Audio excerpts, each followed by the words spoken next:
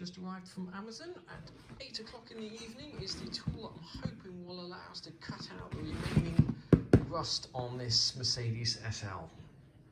This is the Dremel 4000 model, which is more powerful than the 3000, and we're going to need something that's more powerful with higher revs because we're going to be using it for cutting steel. It does come with a selection of attachments when you buy it. This and also the extension here that we'll probably be using to get into really awkward places. But I've also bought a set of speed click metal cutting discs as well from Screwfix in the UK. They're about £21. This was about £84 or £80 from Amazon delivered. It's come in this handy little case, which is good.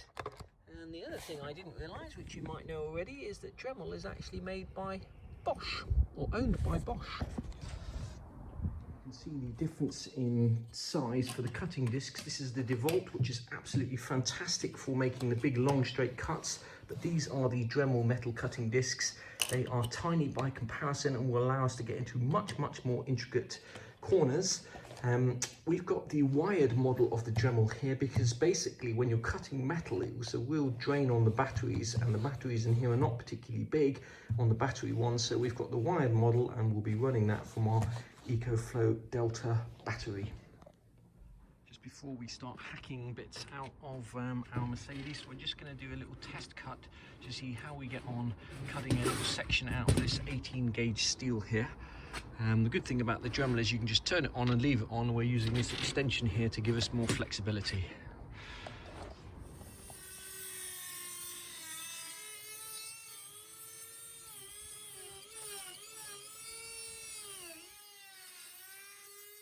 can see that you can get quite accurate cuts from that.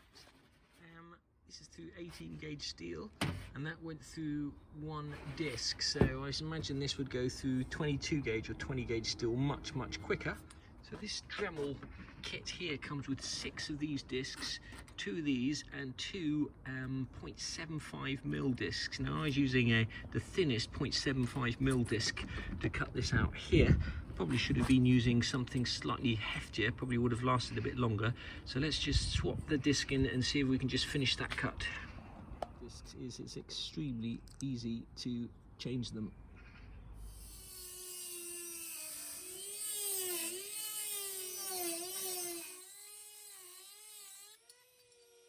See if we can use this Dremel for is getting inside and cleaning up the burrs, because there are some really intricate, tricky parts that we're going to be cutting out, and to weld in there we need to have clean edges. So let's just see how this gets on.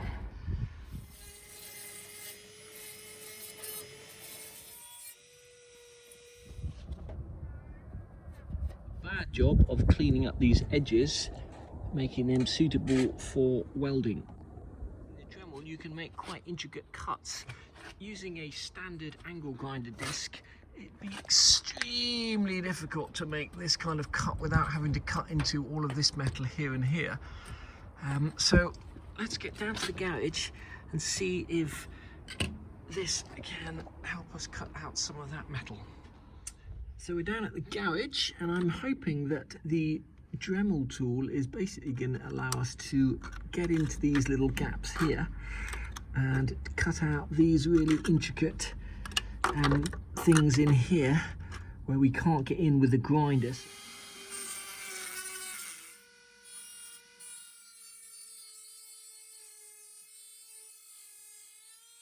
Next up, I'm going to see if I can use the Dremel to cut out this section here. As I say, it's very close to these wires, and I want to avoid, if possible, taking all of these wires out. I may have to, but I'm just going to see if the Dremel will allow me to cut this section here out.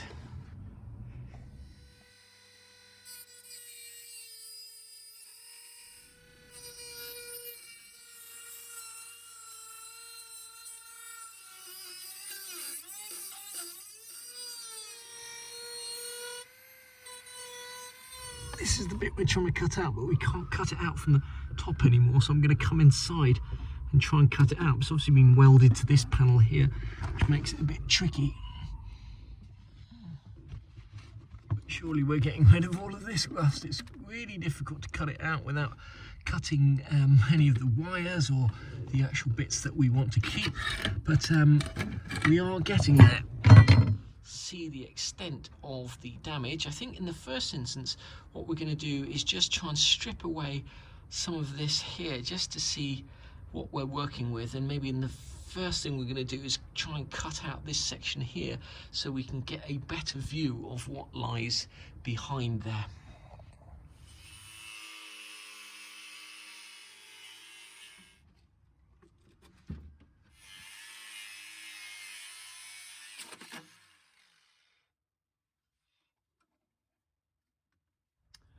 I'm cutting ever deeper into this car here. This is another panel here that's being patched.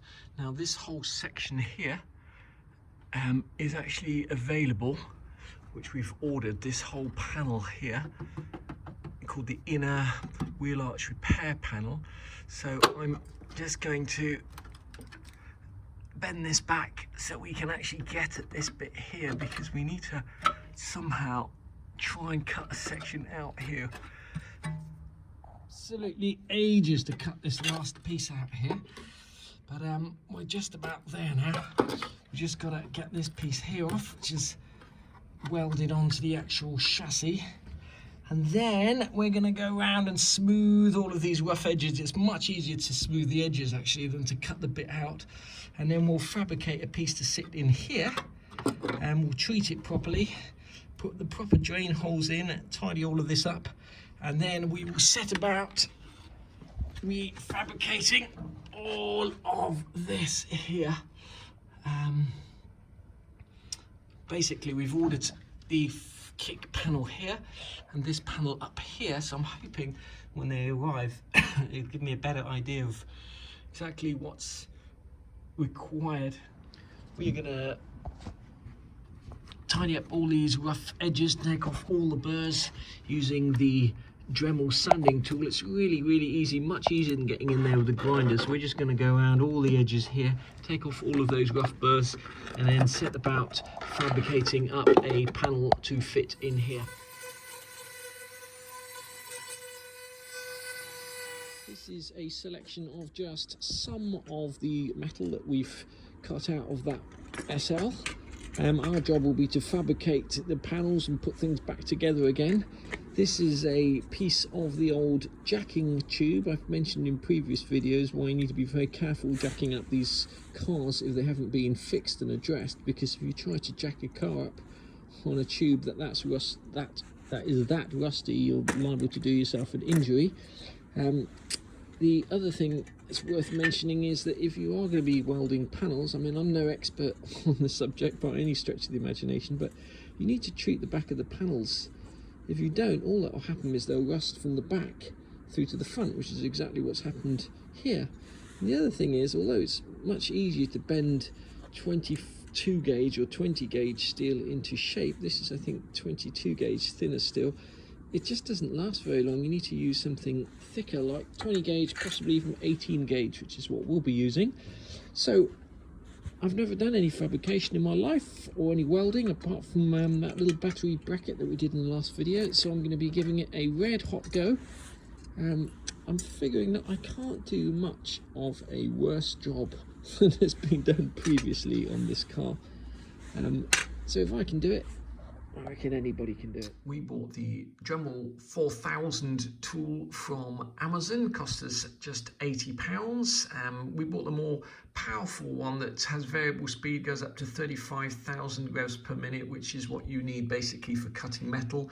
It did come with various accessories, a couple of metal cutting discs. Most usefully, it comes with this accessory here, which is what we use to get into the really difficult parts of that Mercedes. Those discs being so small, they don't last that long, so we bought 10 extra discs from Screwfix, cost us £21.49 in total. We bought the section of 18 gauge steel from Euro Car Parts, that's the part number there. It's quite expensive, cost us £14 for that piece there. We also bought some chassis sections, also quite expensive, which we used to make up that bracket, which we'll be using for one of the box sections. We bought some 22 gauge steel just to see what the difference was. Previously we've bought 20 gauge from Euro Car Parts, but these are the part numbers there, just in case you weren't aware that Euro Car Parts actually sell sheet metal.